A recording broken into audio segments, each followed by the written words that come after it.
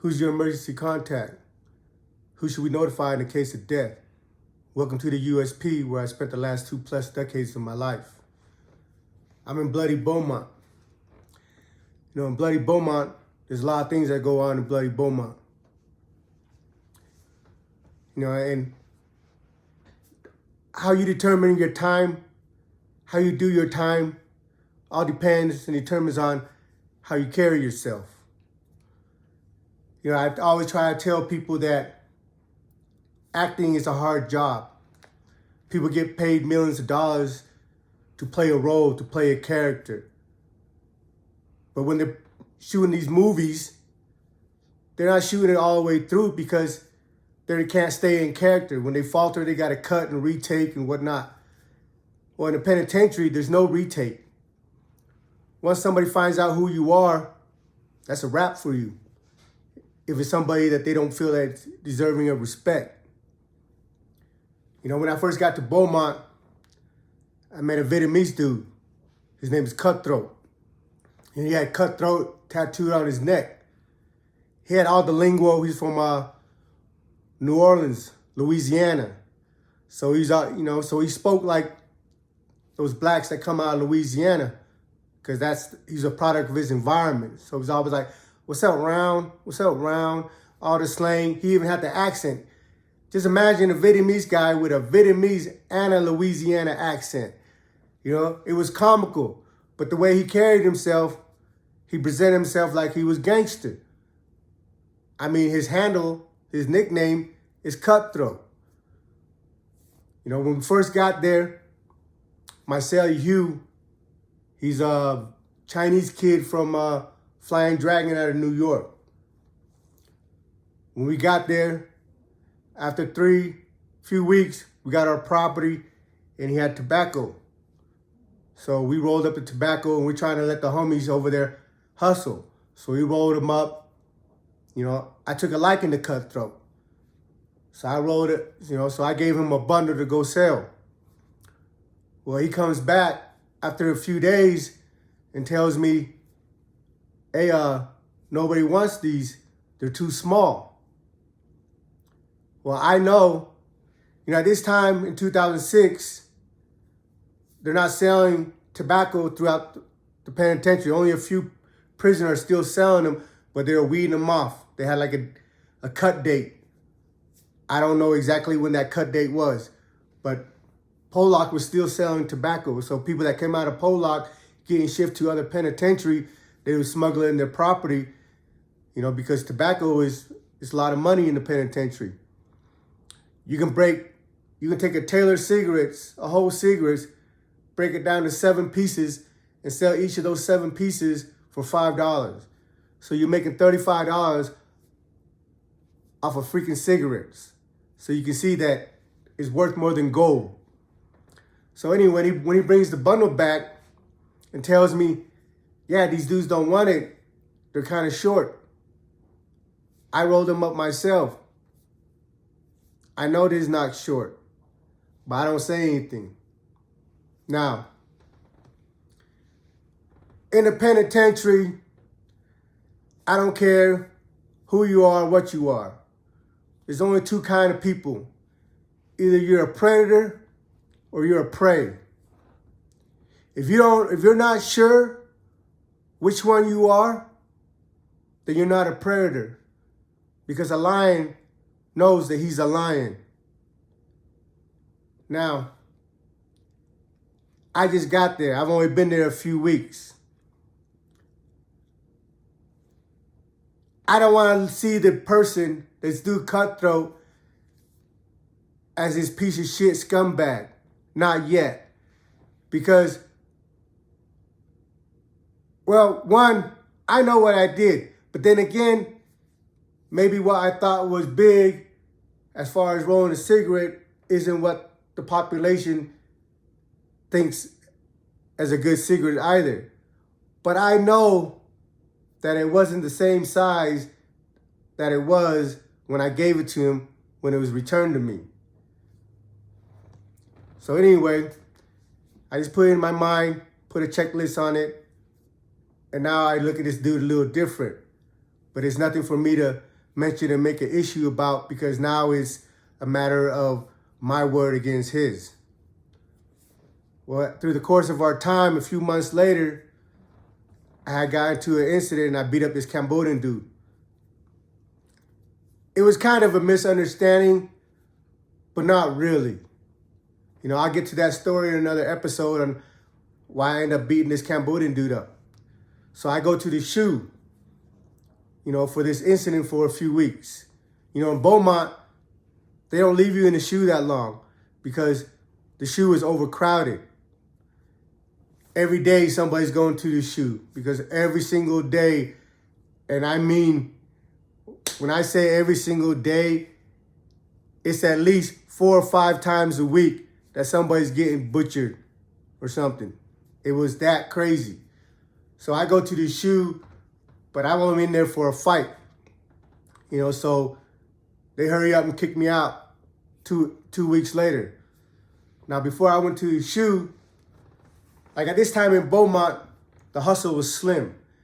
I'm used to coming from Lompoc and Victorville, where I knew everybody. So anytime anything touched the compound, I had access to it. Well, in Beaumont, I don't really know a whole lot of people. And right before I got there, the story was that there was a homie from Green Dragon named Alex that used to have the plug, but he had sent the CEO some money. Then the CEO burned him and turned on him and got him locked up and shipped out. So now, and every time something tried to pop off or happen, it wouldn't work out. So the yard was dry. So everything was extra expensive over there. A gram of dope coming from Victorville was $250 a gram, a heroin or meth. In Beaumont, it was anywhere between $500 to $700. So, because everything was scarce over there. So before I had gotten into this incident with this Cambodian dude, we had just had a plug. It was a white boy that worked in the lieutenant's office back there, cleans up. And they fish out, the butts, the cigarette butts that are left over from the CO smoking. But he gets enough where it's a little bundle. So we had a connection with him, like, hey, everything you get, because, the guy likes to use dope.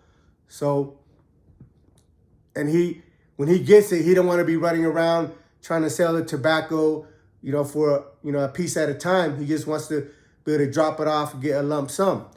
So we tell him, hey, look, we got 20 books for you every time you come out of there with something. So that's where I was hustling.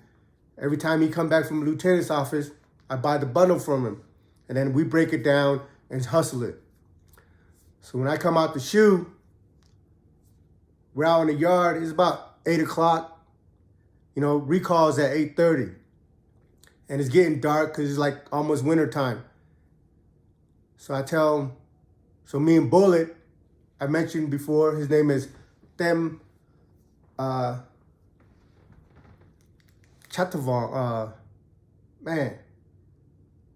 Jem Chatavong or something like that. But rest in peace. He hung himself in 2017. At this time is 2007, and he came over there from Marion when Marion closed down. He was a little guy. He's like 5'2", 5'1", but he had a heart of a lion. And regardless of what he went to prison for, he was in there for murder, robbery. We became friends, and I know I'm veering off subject, but it's just, when you have a good friend that you care about that goes out like that, it pisses you off. I mean, he had all day. He had a life sentence, but still, Anyway, that's another story for another day.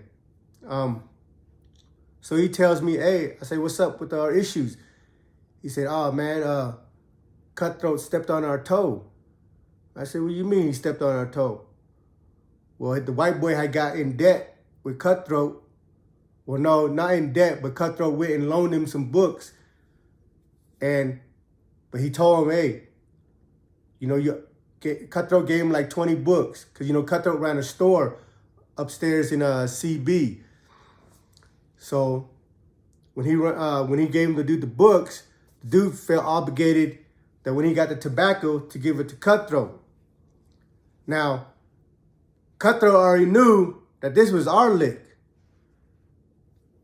So when the homie Bullet told me about it, I hit up Cutthroat. I said, hey, man, what's up, man? I said, what's up with you and the white boy with the tobacco? He goes, oh, it's nothing, man. I just gave him some books and he wanted to pay me back in tobacco. I said, yeah, but you gave him the books knowing that he's going to feel obligated to give the tobacco to you. And you also knew that was our lick. Oh, I didn't mean it like that. I said, you know what? Fuck you. You're a cold piece of shit. Then I brought back the time that I gave him the tobacco. I said, yeah, I gave you tobacco when I first got here. And your bitch ass brought that shit back telling it was short. But I know you pinched it. I wasn't going to say anything yet because I was just trying to evaluate the situation. But now, this is a pattern with you. Man, you're a cold-blooded piece of shit. I'm trying to holler at you. He's like, what? No, Mesa, why you? I said, nah, fuck you.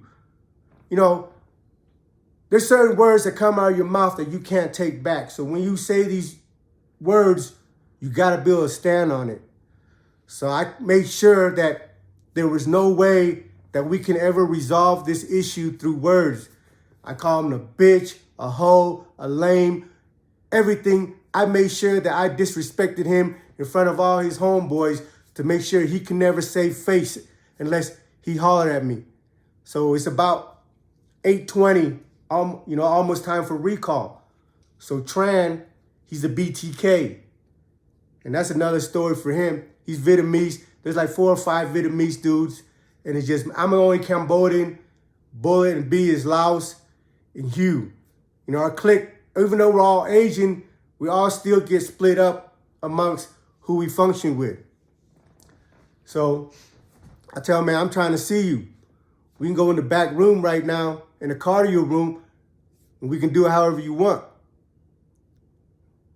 We can go head up with our hands, or you can go grab your knife and I grab mine and we'll holler at you in the cell. So when I said that, Tran, the BTK dude, come and told me, hey, look, it's almost recall. We'll see you in the morning. Don't do nothing out here. Don't make a scene. And I'm not trying to make a scene and do things in public where the police gonna come and have our business put out there. So I said, all right. He goes, man, we're gonna go talk to this guy, Cutthroat, and we'll let you know in the morning what he's trying to do. I said, fine. So the morning comes, I'm at breakfast. So Tran, KO, and Goofy. KO is a big Vietnamese dude from Louisiana. Goofy's a Vietnamese dude from California. So they come into the chow hall. I don't see Cutthroat. So they come in there and they tell me, hey, we just checked Cutthroat in because he wasn't trying to see you. So, all right, that's fine. Issue with me is dead. He's gone. They locked him up. They made him go check in, whatever. I go about my business. Well, at lunchtime, Cutthroat Sally is old Guamanian dude. So me and Bullet, we're coming out the chow hall, and this old Guamanian dude is speed walking to catch up with us. It's like, hey, Mesa. I was like, what's up? He goes, hey, man, I was holding, Cutthroat was running a store up there. He said, man, I got 60 of Cutthroat's flat books. Flat books are stamps, 20 stamps in a flat book that you buy from commissary, and their value is $10 a book. So he tells me, hey, I got 60 of them up there. He goes, I need 20 of them for my legal work, but you can have the other 40. We're in the penitentiary. The environment, like I said, is either it's nothing to be brag about or be proud of or anything, but it's just, once you press the gas, you got to press the gas. And for me, if somebody disrespects me and it gets to the point where I got to put my hands on them or do something to them, I feel like everything they have belongs to me now. So I said, shit. I said, yeah, give me them 40 books. You're going to get the 20 for your legal work. And what else has he got up there? So the old Guaman said, man, he got his whole store up there. I said, what? I said, shit. So me and Bullet, we beamline to Bullet, live with me and CA downstairs. We go get 2 laundry bags each, hit the stairs, go up into the unit, following the old Guaman dude to his cell, and we load up everything. Sodas, commissary, his stamps. The only thing I didn't take was his personal pictures. I didn't take his clothes either. I didn't take his clothes. I left him all his legal papers, all his family pictures, and his clothes. But all the commissary items, we bagged them up. We got 2, he had a big ass store. I didn't even know he had a big ass store. So I got 2 bags tied up, one hanging in front, one hanging in the back over my shoulder. Bullet got the same.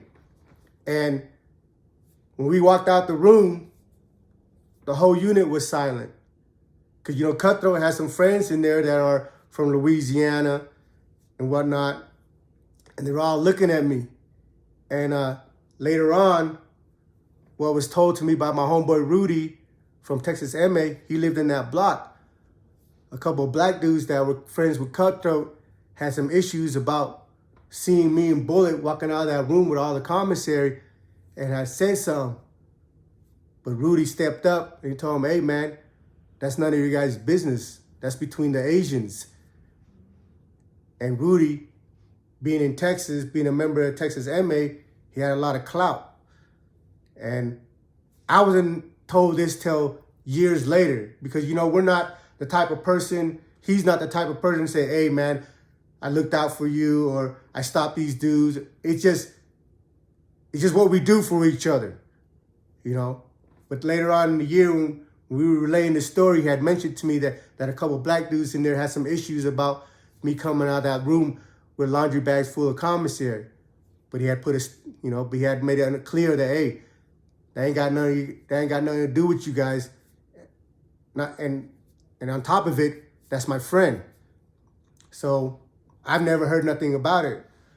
So we're coming down the stairs with the 2 bags of laundry, and at the bottom of the stair is Tran, KO, and Goofy. And Tran, he's a BTK.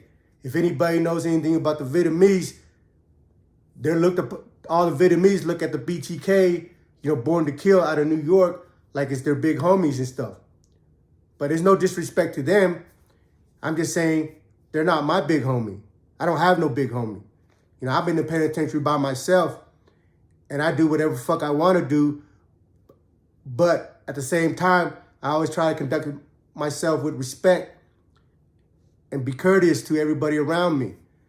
But, there's been things that's transpiring where I don't have any more respect for this dude, this BTK dude, So when we come down the stairs, and he's a little guy, he comes up and he's like this close to my face. And he's telling me, hey, what you doing? What you doing? That's my stuff. Oh, that's my stuff. That belongs to me. That's my stuff. I checked them in. That's my stuff. No, you can't have that. That's my stuff. He goes on for about a minute. I don't say nothing. I just let him speak. Once he was done, once he ran out of breath, his vein was sticking out. His face was red. He was really heated. But I'm prepared if he tries to make a move. But I see that his demeanor, his body language, he's just trying to run his mouth.